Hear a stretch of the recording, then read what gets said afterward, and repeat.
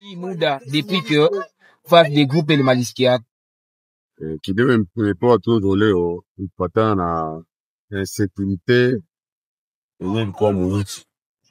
Kila mtu anajua kama ni province ya Kivu, territoire ya Uvira palikuwa vurugu tangu mwezi wa pili, na championnat ikashimama afangi chezeka na papo vurugu kasamisha championnat. Tulikuwa penda tuchezake aller retour, na kuwezekanaka tukacheza tu championnat cha kupita mfaza ya lesema, na aliyokuwa wa kwanza mwile faza ya leo ni Sport walikuwa wa kwanza na alama 13.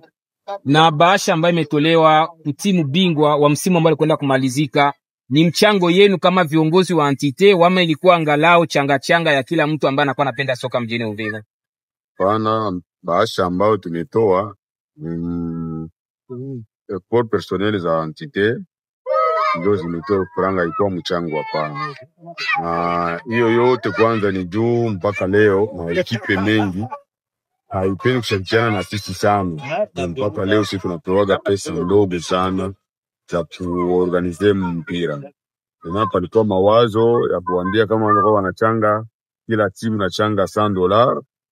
Hiyo $100 ndio tunakia kugombania juu organization yenyewe tunapewa pesa ndogo sana kwa kuorganize mpira.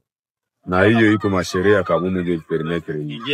Na mpaka hapo maekipe hazikubali, na avec wakati wataona tu na wataangalia, tutaangalia namna kuameliorate kama wanasaidia vizuri. Normalmente po mtu anakuwa anagombana anacheza, anajua kama mimi mwaka anacheza kutoka kwa kwanza na